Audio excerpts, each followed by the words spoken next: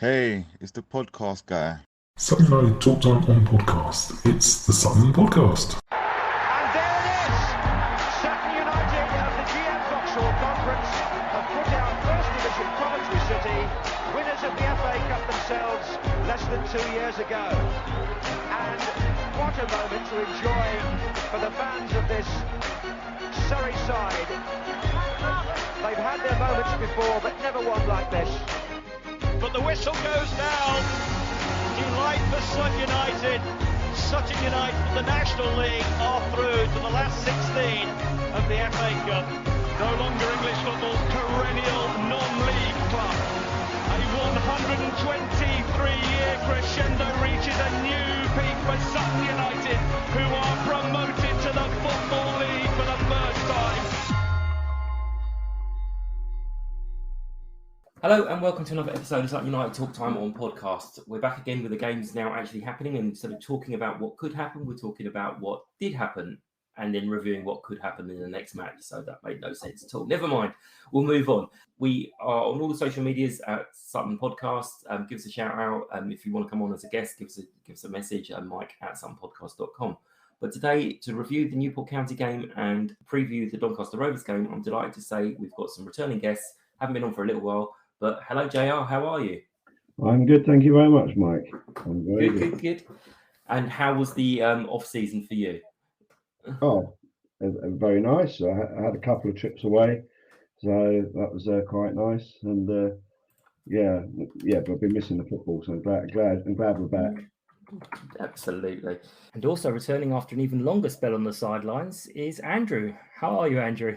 I'm very well, thanks, Mike. It's been a fair while since I jumped on one of these, isn't it? But yeah, keeping all right. And I have to say, I'm pretty glad the football's back yesterday. I enjoyed it yesterday down at the lane. It's good to be back. Yeah, and how was your off-season? I obviously, since you've been on, there's been a fair few personal changes in your life. But how was your football off-season? My football off-season, well, my footballing days are long gone, so I don't play anymore.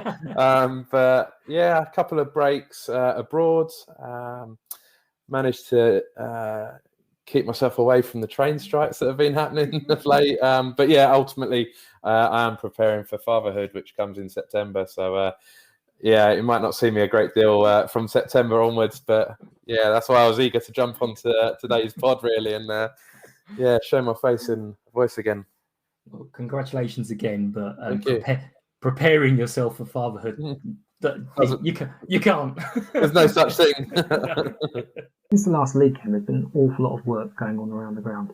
JR. I know you've been down the ground because I've seen you a few times. But what did you think of the works going on around the ground and how the place has changed since last? Honestly, I think it's amazing. I mean, the guys that have made all the work that's gone into it is just wow. It's I know how hard they've worked, and it's just been non-stop. But the away end is especially impressive now. And I actually saw a post from a Newport fan saying thank you and how friendly the stewards were, what great facilities they were. Such a change from last season, which it was, but which we knew it was going to be, of course. But yeah, I mean, it looks really good. The new TARDIS terrace is excellent, actually. I know I didn't think it was going to be as good as it was, but I was wrong, and AB and Claire are right, putting me right on that, because it is actually it's quite impressive. The only problem with that is you still got the floodlight pylon in the way, but you can see most of the pitch, and it doesn't obscure the goals generally. So, but it is actually bigger than I thought it was going to be.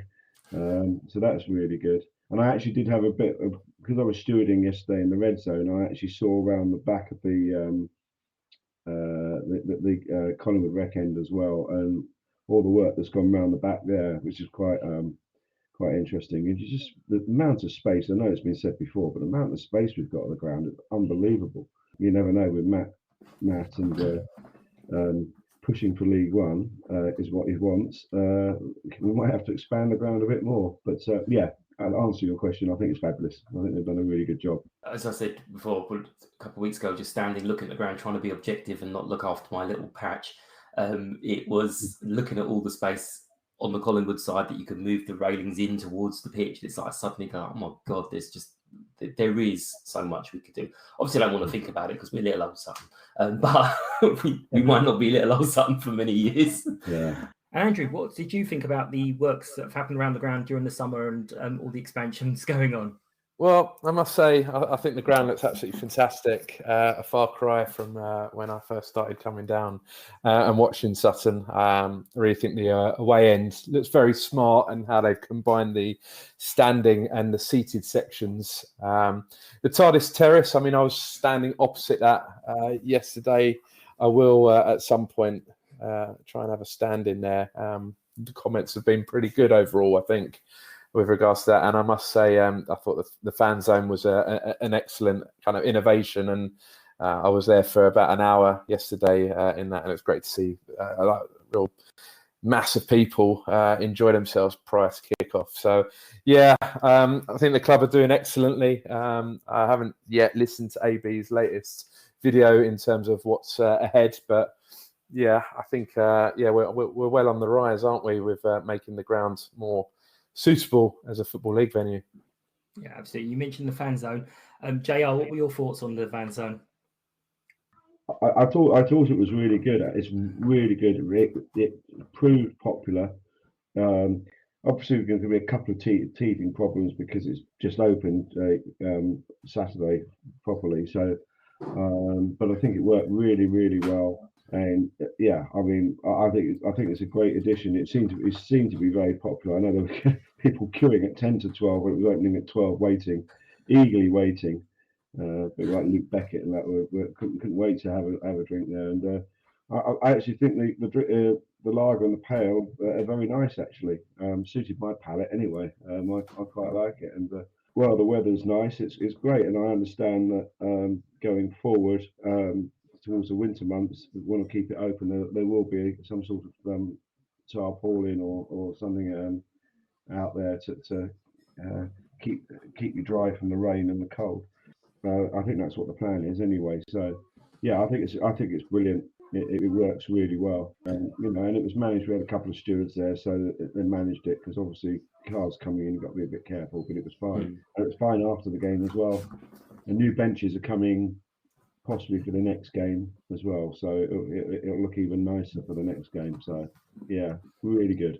I thought it was a good idea. It's always a dodgy name, the fan zone, because people are well, it's only a bar and a couple of benches, and it's like, well, what do you really want actually from a fan zone? You want somewhere to drink and sit and drink your drink.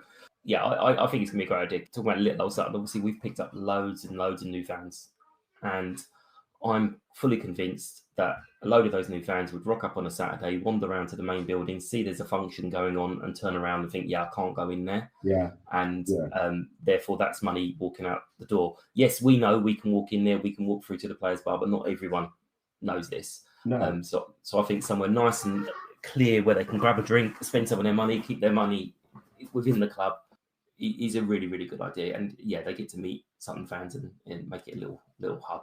I haven't spoken to Ed about asking why it can't be in the ground, but I think from previous conversations it's to do with sight of the pitch, and I think it's actual laws you can't have alcohol in sight of the pitch now. So I think that's why. But I'm sure we'll work on it, and we will soon do a little walkthrough that you can get a pint at half time if you really. Yeah.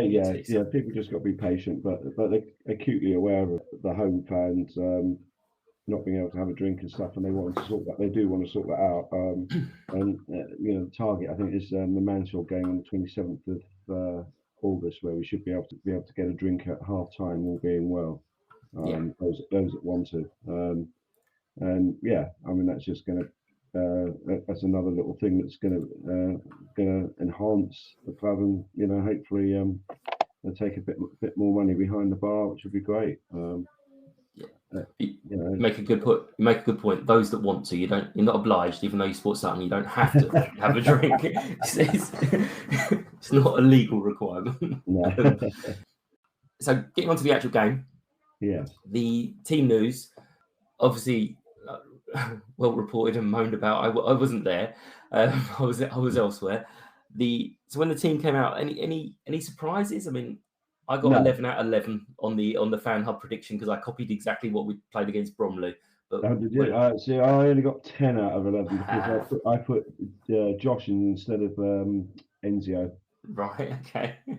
So, but no, I mean, no surprises. Matt was, even though we've had the pre-season friendlies and that, and we've made signings as we've gone along. It's going to take a while for them to bed in and understand the systems and stuff like that. So he was always going to put, I think, the tried and trusted players that he knows really well. They're always going to start. And we started very well in that first half. Yeah, no, I think we're going to. Well, I have no tactical nous or insight, but I think with a lot of teams chopping and changing their sides, I think the fact we've got a fairly settled outfield 10 could give us a bit of advantage early season, and it may well, as you say, change as we go along. And Andrew, your thoughts on the team news that started? Did you predict the lineup, and what were your thoughts about having a settled 10 outfield? Is it an advantage, do you think? Yeah, I mean, pretty much the last couple of friendlies, I think Matt was trying to get his starting 11 for yesterday set. We all knew that Jack Rose was going to start in goal. I think Matt's looking to bring another keeper in. And then other than that, I think we probably would have guessed there or thereabouts the other 10. So the continuity aspect, I totally agree with that because a lot of squads in League Two, they've ripped up their squads and brought a lot of players in here and there. I know we've brought a lot of players in, but they're going to be heading out on loan, etc., and perhaps not quite ready to start. So yeah, I totally take that point on board. That settled team moving on from last season. We know each other's games. That will hopefully help with the games that are coming up. I did say it wasn't their first half. We seemed to start well, and Omar kept up his traditional opening day first goal. 3 years running now. I know. I knew it was 2. And annoyingly, I put the tweet out going, "Oh, well done, it's a tradition." And then I thought, I'm just going to change that to League Two tradition because I wasn't 100% sure. Yeah. And then as soon as everyone's going, "Oh yeah, he's done it for every year he's been here," it's like, I could have looked like I was really clever then. Yeah, I forgot about the Maidenhead one until I mentioned it to Matt, and he knew, and said, "Yeah, he scored against Maidenhead as well." So, Andrew, what do you think of Omar with his wonderful, wonderful tradition of scoring on opening day? Yeah, I mean, I was alerted to it on Twitter in the evening. Must have blanked that Maidenhead game out a couple of years ago. I remember watching it on the stream at the time because it was all behind closed doors, wasn't it? But I couldn't remember the goal scorers that day, and obviously he scored last year, that great header at Forest Green. But yeah, I thought it was a really well worked goal. I know Donny's shot, if that had gone in, it would have been brilliant. But yeah, I thought the initial build up, ball along the ground, kind of defying our long ball tactics that other supporters of other teams claim that we're all about. But no, it was a good goal to open our account for the season. Yeah, and as you mentioned, it was behind closed doors, so I'm putting that down to that's why we don't remember the goal because none of us actually saw it. Absolutely. So I'm going to go with my initial thoughts were right. It's a League Two tradition. As we know, that obviously I missed the first half because I otherwise engaged. So fill me in on what I missed on the first half. I thought Sutton were a better team first half. Early on, we had a free kick from Rob that was acrobatically saved from their keeper, who otherwise I thought was quite shaky through the whole afternoon. But yeah, I felt the injuries that we sustained in the first half to Goody and Will Randall were a little bit disruptive. I think the first half went on to about 55 minutes in the end. There was like 8-9 minutes played at the end of the 45. But yeah, first half I thought we were pretty good. Enzio made a couple of real good darting runs. The goal we conceded was very soft, though. I was a bit annoyed about that. The one long throw that they got through, and the guy ended up having pretty much a free header. But no, overall, I was quite pleased with the first half, and then I felt Newport, they were the better team in the second half, and overall I felt the point was about right. Yeah, so I was quite pleased about all the injury time, to be fair, because as I say, I was rushing, and when I realised that the second half was quite a bit delayed, it meant I caught most of it. Before we move on to this, Yeah. But before we move on to the second half, JR, what were your thoughts on the first half? We played really well first half and really restricted Newport to, well, their one chance that they scored from, which was disappointing because it was immediately after Ben had gone off. So Kobe came on, they took the throw and scored from it. So that was really their only chance of the half. We defended solidly. Louis was fantastic, and I mean, it really was a good first half considering it was the first 45 minutes of the league season. We should have had more than one goal. Really, we created some chances. Perhaps there should have been a couple of snapshots that weren't taken, and they tried to pass it. But it was really good, and it was a shame Will went off injured because Will was very influential in that first half. He was playing really well. We took the goal well after a brilliant shot from Donovan came off the bar, and Omar saw the rebound and put it in. So it was great, and I felt that we probably should have gone in 2 up at half time, but it wasn't to be. Newport were pretty solid at the back as well. They made some really important blocks, interceptions, last ditch, as we did as well. So from the defensive point of view, I have to say both teams defended really well. I thought I thought they were both excellent. I don't think Newport offered very much going forward in the first half. That changed in the second half. They broke very quickly, and they were very good. Yeah, I mean the bookies. I wish I'd looked it up because you kind of knew it was going to happen with Omar Bugil and Omar Bogle both scoring. I was like, I bet they both score, and then I didn't do anything more with that gut feeling, so I was a bit gutted about that. Yeah. Matt was asked about the goal so shortly after the substitution, and I think he said it wasn't to do with the substitution, it was to do with the fact that the guy who took the throw on had taken none of their throw-ons all the way through pre-season, and they weren't expecting him to do it like that, so that's why they hadn't set up for the long throw, which is actually very it was a weapon. It was a weapon. It really was. I mean, you would assume that they will score a few goals from that, or certainly create a lot of chances. Yeah, I mean, that's the kind of surprise they can only spring once, really, though, because now teams have known this fella's going to do it. They'll be ready set up for it. So we got stuck by that. But the second half, after I arrived, I got in. Very nice steward who said he couldn't readmit me, and I was like, you're not. You just let me in for the first time. It wasn't the most exciting second half. We kind of cancelled each other out a little bit, and then there was that annoying spell of everything being just an inch or two from being a good pass, or it just wasn't going for us in the second half. But positives, we scored our first goal something like 40 minutes quicker into the season. Yeah. And it was a goal to put us in the lead rather than to catch to equalise. And we got our first point on the board 16 days before that we got the other one. Yeah, I know. Yeah, I mean, look, if we continue like we did last season from now onwards, then we're going to have 77 points, aren't we? So we will be in the playoffs. Yeah, of course. You say that though. Yeah. So I mean, look, we're better off than we were last season.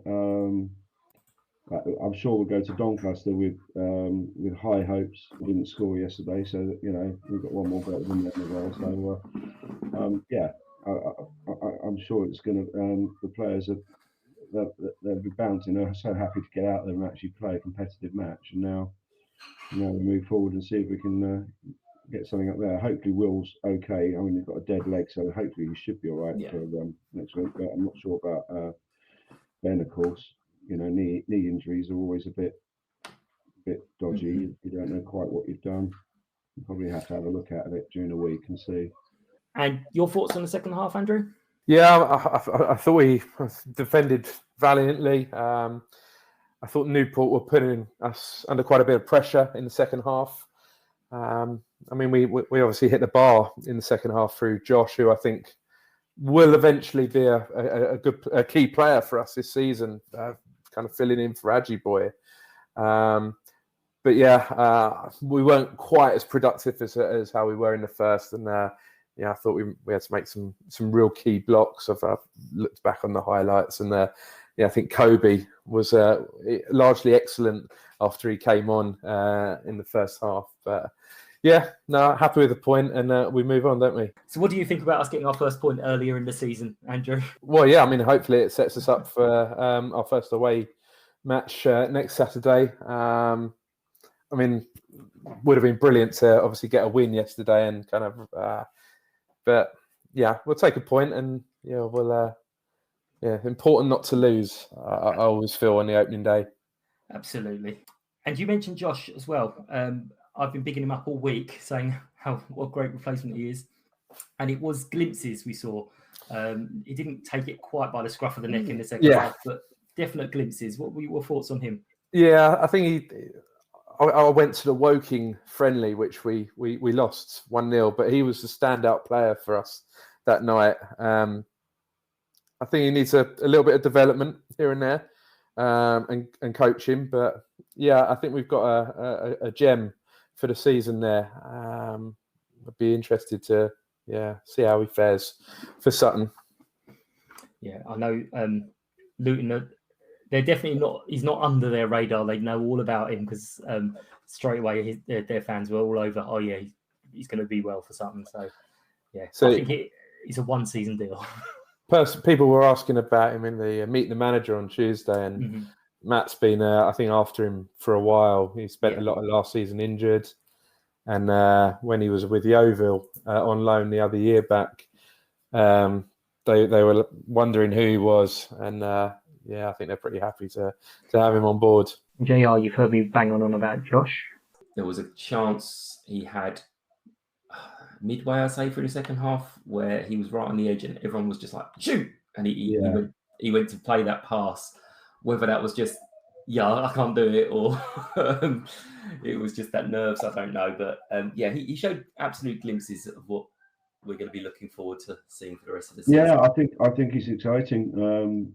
The bit that I saw previously, I think it was the Woking game, in friendly, pre-season friendly. He looked a handful at times. So yeah, once he gets to know the players better and how we play, I think he's going to be very useful. And of course, he did hit the bar towards the end. Yeah, at the top of the bar. Bit of a looping header, but yeah, I mean, I think there's real potential there, and he's going to cause problems for defenders. So yeah, exciting. So the attendance yesterday was announced as 3,159, but there's +1 to that. But another good over 3,000 attendance, heading things off in the right way, starting things off in the right way. Sorry. So yeah, good things hoping for the season. What pod nominations for yesterday? Who do you think deserved the nomination? What for the player? Player of the day, yeah. For me, Louis John. I thought he was outstanding. Some of his blocks, he did a couple in the first half, and I thought he was really, really good. Will was, until he got injured, was very influential, playing really well, creating a lot of problems down the left. But actually, he wasn't on long enough. So I would say, for me, player of the day, Louis John. So that's JR's thoughts, Andrew. Who did you think for the Player of the Day nomination? I'll go with Captain Fantastic, Craig Eastman.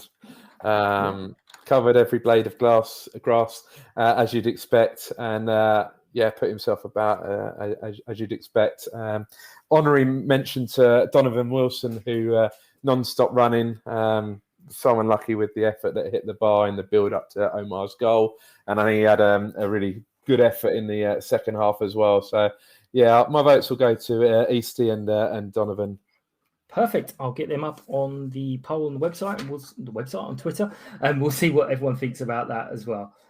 So, if you haven't realised already by now, this didn't go out live, and the interviews were all done at different times.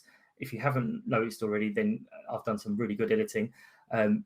For the first game of the season, I really wanted to make sure I stuck to my plan of 6 o'clock kickoff And then it dawned on me that the Euros were on, and we wanted to watch the final. So we've all done it at different times. I got up with Doncaster Rovers fan, even stranger. I had to talk to him on Friday before any of the games. So it's very sort of an odd preview from their point of view. But here's the thoughts of Adam. Thank you for taking the time to listen to Sutton United Talk Time on podcast, the Sutton Podcast. If you are new to the show, hello, and you are very welcome. Hope you enjoy what we do. It's a very simple format. We get a few people on to talk about the game that's just gone, and then we preview the next game coming up. We are available on most podcast platforms where you can listen, rate and review. If you find that we're not on your preferred platform, please let me know and I'll sort that for you. If anyone would like to support the podcast, you can find out how with more information on the website, which is www.suttonpodcast.com, and there's a tab where you can find out how to be a guest as well. Please find us on Facebook, Twitter, Instagram and TikTok with the username @SuttonPodcast. Every like, follow and share is really appreciated. Hope you enjoy the rest of the show. Thank you. I'm being joined by Adam from intotheemptynet.com. I got it right this time. Hiya, Adam. How are you? Hi, Mike. Good to be here. Thanks for having us on. I'm pretty good, all things told. Nice to have football back for another year, isn't it? Absolutely. Now, what normally happens here is we get a chance to discuss the previous game, but due to those pesky women and other things, my Sunday's been thrown all out of sync. So we're actually recording this before we know the results. So we might do a little bit of a multiple choice of how do you feel about yesterday's win, draw, loss? But tell us a little bit about yourself. You support Doncaster Rovers. How long have you been a fan? How did that come about? Is it a family thing? Yeah, so when it is a family thing, it's through my dad, really. 23 years I've been watching Donny now, so since I was a little kid, basically. Started going when we were in the conference, as it used to be known. My first season actually was the only other time that both of our clubs have been in the same league, as far as I'm aware. And I do remember your fantastic yellow and chocolate brown quartered kit from that many moons ago, but I do remember that. So yeah, it's just a family thing, really, and just gone from there. I did grow up quite close to our old ground as well, so I mean, it was kind of inevitable, I suppose, and it's just gone from there. Yeah, absolutely. I mean, you mentioned that quartered kit. We've actually, for the first time ever, we've just released a retro kit from a few years before, and being football fans, we've all obviously been very, very appreciative and all said, hey, where's the quartered kit coming? So I'm sure that retro kit will be around too. And that was our centenary year, actually, that we had that. So a little bit of, not research, but I looked it up because obviously I was like, have we ever played them? I don't remember playing them. So 20 years, you've had a bit of a ride. I've looked, and it was 5 promotions, 4 relegations. Yep. It's exciting following Doncaster Rovers. Yeah, it is. I mean, it's not ever really boring. I don't think we've ever had more than 4 years in a row in the same division while I've been going. So, and that was in the Championship as well. So, I can't have too many complaints on that one. It is usually interesting. Either it's great and exciting because we're at the top, or it's miserable and terrible because we're at the bottom, which is what we've had a lot more of recently, sadly. But hoping those times will change again and we can have another exciting season up the top end of the league, hopefully. Yeah, I'd say, I mean, so you mentioned the new ground. So I think we had a glimpse of that the other night on the Euros, was it? It wasn't. No, that was Rotherham. Oh, I don't think we were up for it. No, but it is a very, very similar looking ground. So if you don't know what our stadium looks like, it's pretty much the same. Only Rotherham have got a cascading roof on one of their stands, which, in my opinion, looks a bit rubbish. But I would say that. Absolutely. So, as mentioned, you do a website. How many years have you been producing that, and what kind of things do you pop on there? Yeah, so I mean, it's mainly articles, features, that kind of thing. Just written stuff. I do a lot of guesting on podcasts like this one. I was hoping to start my own, but it's just not come together as yet. Its website's been going about 7 years. I started it when I was at uni. It had a really big revamp about 3 summers ago.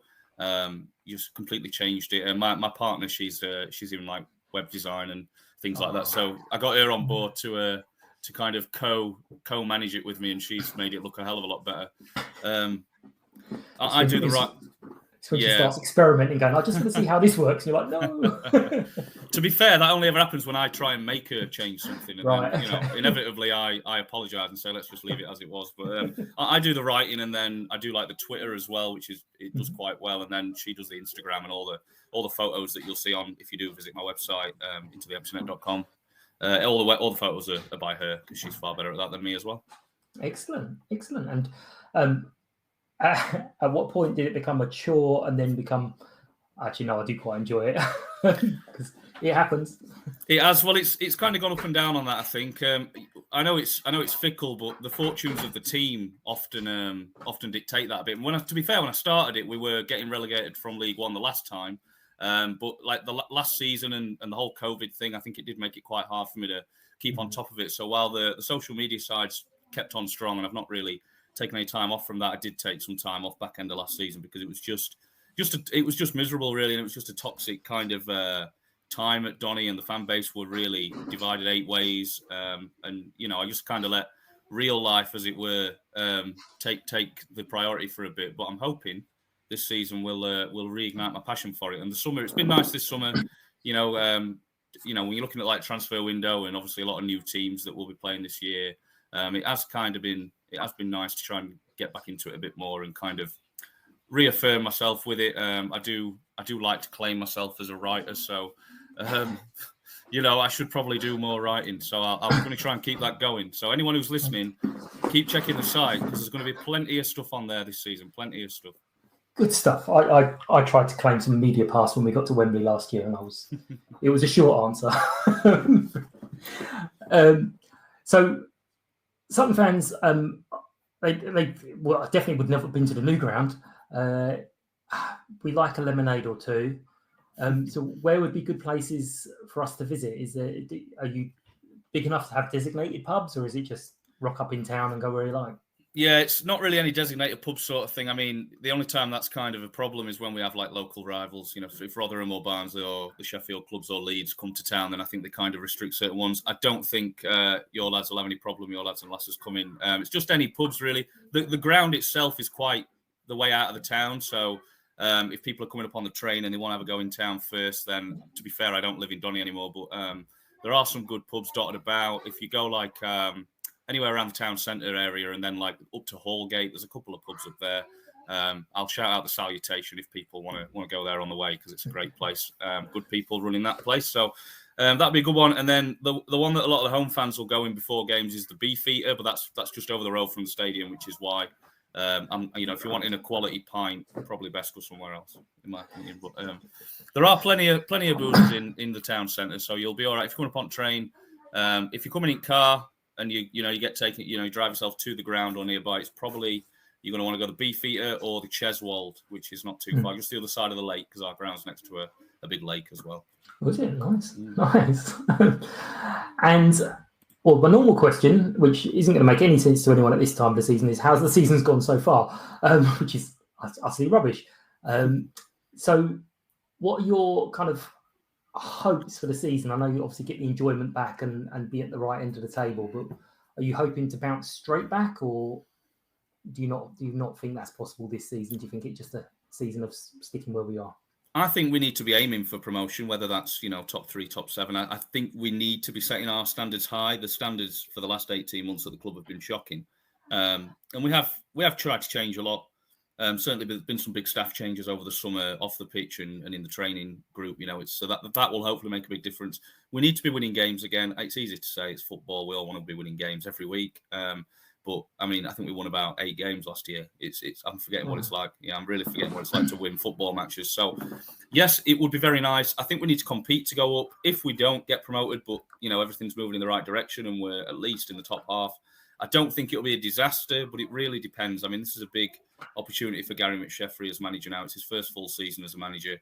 He needs to kind of show that he's got some development in him, some nous, and he needs to be able to pick up a group of players, really, the players that have been here anyway, from that losing mentality, that kind of culture of it's just been downbeat and downtrodden, really. So I'm really hoping we turn that around. We've got a really tough start to the season.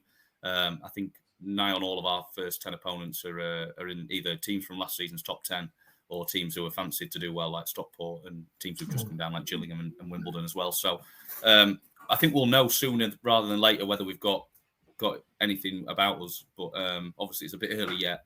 But I mean, I'm hopeful, but I'm not convinced we're going to run away with the league. Some of our fans have found the positivity and found that itch again with some of the signings we've made, and which is great. Don't get me wrong; it's much better than what we were all bickering with each other last year. So it's far better than that. But I'm not getting carried away. I don't think it's going to be easy for us. I don't think it'll be as straightforward to go straight back up at all. But I really, really hope we're in the top 10 and fighting for it by mid-season at very least. Okay, and I mentioned players. Who is it we should be looking out for? So Matt doesn't listen. He does his own research. Don't worry.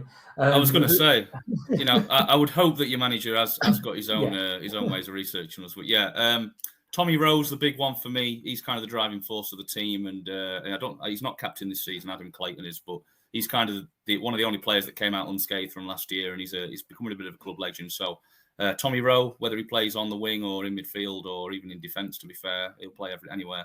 He'd be a big one. I would have said Luke Molyneux. He's kind of our marquee signing from the summer from Hartlepool, but he's injured, so you'll get away with not having to play against him. And then aside from those two, George Miller, he's our new number 9, 10-11 goals last season for Walsall, I think he got, so you probably know about him already, but he's kind of striker we've been crying out for, playing off the shoulder, running everything down and getting in the box and getting some goals, hopefully. He scored 6 in pre-season. I know it's pre-season, but we did beat Huddersfield in pre-season as well, so we're hopeful that he will hit the ground running and get some goals. So they'd be the ones for me. Tommy Rowe and George Miller certainly be the ones you want to be shutting down if you want to stop the scoring. Excellent. And again, the multiple choice after your win, draw, or loss. How do you feel the game might go? I mean, this is even more mad question. Trying to predict a game that we haven't seen our teams kick a ball.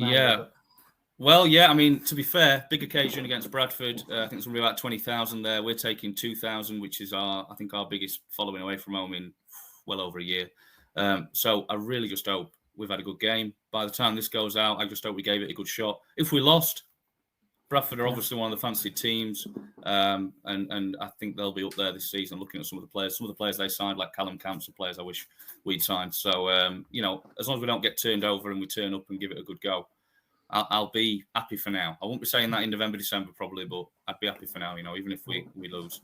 Funny enough, Bradford had nothing to play for, and they actually tore us apart and ruined our promotion hopes. So it was 4-1. Like it was almost one of those games at the end of the season where it's almost we got ourselves right back in it, and it was almost a gimme. It was like Bradford, they got nothing to play for. 4-1 at our place. It's like, dear. Cheers, Husey.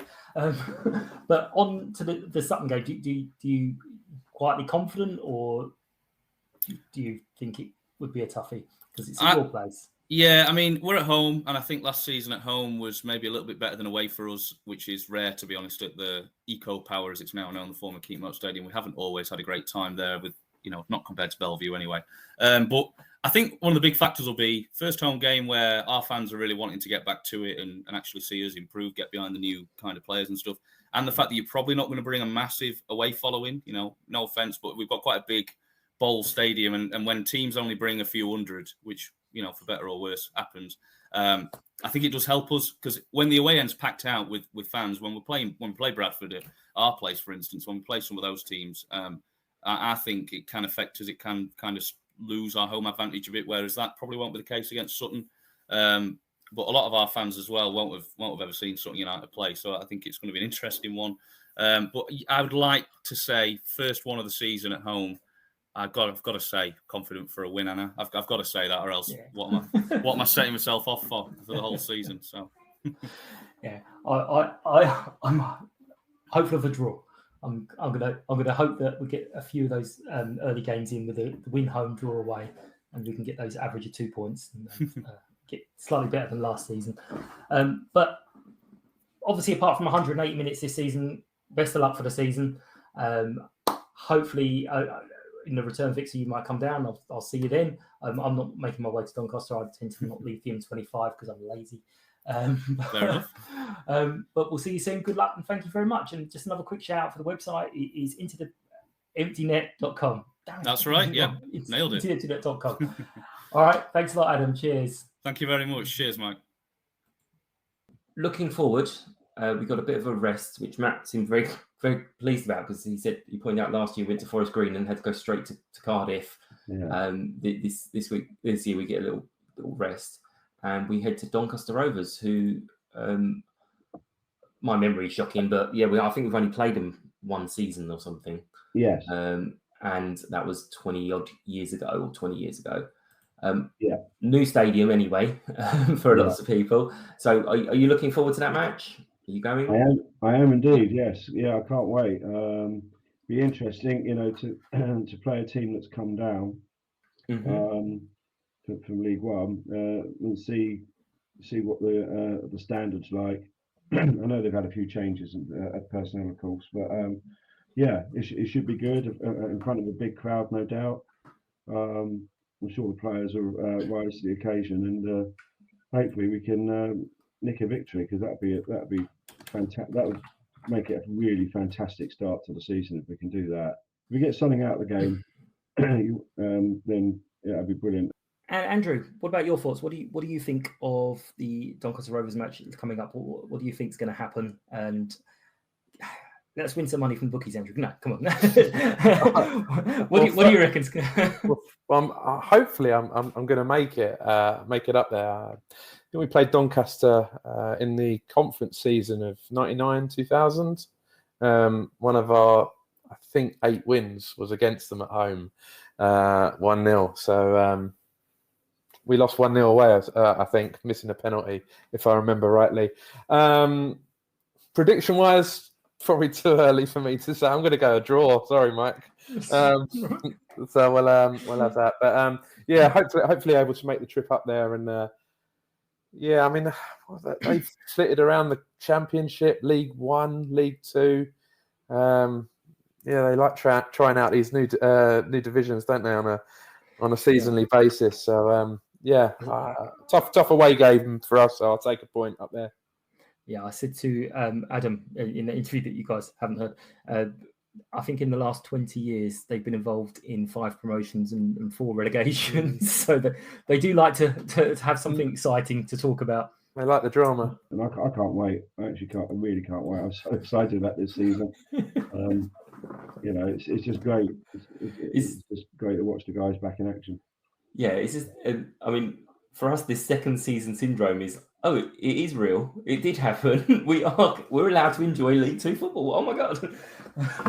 But they don't have Lee Tomlin. No, I saw that. What an idiot! If anybody's listening to this, go see on Twitter. Lee Tomlin sending off yesterday. Yeah. Well, people slagging off the referee, and I'm watching this going, that could have been 4 yellow cards. I know there's technicalities on them, but when he got booked for throwing the ball away, not backing up and throwing the ball away, and then straight away kicked it away again, the ref could have easily just walked over and went, well, there's your second yellow. Yeah. So, yeah, what a strange thing to do. I mean, yeah, absolutely bizarre. I don't know what he was thinking. It's ridiculous. But maybe he just didn't want to play against us. It may be, yeah. I mean, it's especially ridiculous because I found that report for last week where the referees have been told quite clearly they're going to be stamping down on things like time wasting this season. Yeah. And that's one of the biggest time wasters. So it's like, you should have known. What's wrong with you? But as you say, maybe he just doesn't want to face the mighty Sutton. Yeah. Andrew, what did you make of the Lee Tomlin? Did you see it yesterday or this morning? I've seen numerous retweets appear on my Twitter feed of the incident. I think one Twitter handle actually had Sutton linked with Lee Tomlin, so I'm glad in the summer. So I'm glad we've evaded his antics. But yeah, particularly chuckled at the fall to the ground that was mightily theatrical. But yeah, very amusing. But it was, like I say, could have been 4-5. There was the initial standing and not backing off. That's a yellow. Was that his first offence? Yeah, well, it was either that or he picked up the ball and then sort of threw it backwards. Right. So for one of those two things, I'm not sure which one, he got booked. And then he, literally as the ball was placed down again, he then kicked it away, which could have been the second yellow. And then he did that silly fall over, which could have been the second yellow. And then when he got up, he then pushed the player, like literally right in front of the referee, which could have been another yellow. And then you've got people saying, the referee lost control. It's like, hang on a second, how's this anything to do with the referee? He obviously misses the game next week, I presume, doesn't he? We think he does. So yeah, as Jay had said, he obviously didn't fancy facing Super. Craig Eastman and Ali Smith. Yeah, there you go. Absolutely. They should have had another red. Apparently, after about 10 minutes, one of their players broke Bradford player's leg. Yeah. Yeah. No, I saw something along those lines. Yeah, I half watched the highlights and I saw the Bradford player being taken off and usually looking very, very upset about it. And there were little chats going on after the final whistle as well. So that was good. Another one of the games was the everyone's favourite Stockport. They're going to go up. They're going to fly through the division, and they got battered by Barrow. I mean, I have to say, I felt a little bit sorry for them with the penalty in the last couple of minutes. They were awarded a penalty, and then the linesman had his flag up, so the ref overruled the penalty. Oh, who had the penalty? I missed that. So yeah, so Stockport had a penalty. Oh, really? To get an equaliser, and then the ref went over to the linesman who had his flag up, and he went back for the offside. Their players went crazy for it, and then a couple of seconds later, one of their players went over with a stronger penalty shout than the first one, and he didn't give it. Jeez. So all very, very exciting for Stockport. So maybe it's not going to be as easy for them as they thought. Yeah, I did have a chuckle when I saw that half-time score. I mean, 3-0 at home against Barrow. I mean, Barrow aren't known to score many goals in matches either. So, we'll keep an eye on Stockport. They might need a bit of adjusting to this league. Just wondering, do you want to go for a prediction or thoughts on what you think it's going to be? Because it's still a bit early in the season. Well, to win next week. Yeah. Yes, I think we'll win. You win? Oh no, because a minute ago it was I hope we'll win. No. I'll be confident. I'll go for a nice. I'll go for a 1-0 win. One of those wonderful 1-0 wins that really upset everyone. Yeah. I think we did that in Tranmere last year, didn't we? And that was a good solid 1-0 win. I'm talking about the games where you just eke it out and. Yeah. I think Ali Smith will come to the fore next week and dominate. And I fancy us just sneaking a 1-0 win. That would be great. Excellent. What we will do is we will wrap it up there. We've kind of covered everything we need to cover, I think. And thank you once again for joining me. And we won't keep it so long next time. We'll get you back on as soon as. Yeah. I look forward to being back on again soon. Thanks, Mike. No problem at all. Thanks a lot. Take care. See you soon. Bye-bye. Cheers. Bye. Thank you to Andrew. And we won't keep it so long next time. We'll probably will because there'll be a little involved as well. But he can come and say hi. Or she can come and say hi. Absolutely, youngest podcast ever. Beat Rosie. So take care, and we will see you soon during the season. All the best, Mike. Cheers. Thanks for bearing with today. It's not quite the same flowing conversation as normal. I tried my best on the editing. Obviously, if there's any errors there or anything out of place, that's entirely my fault, not my guest. And I thank them all for their time. Thank you for your time. If you do want to join in the conversation, hit me up on any of the socials at Sutton Podcast or drop me an email, mike@suttonpodcast.com. Take care, and we will see you soon. Bye-bye. United!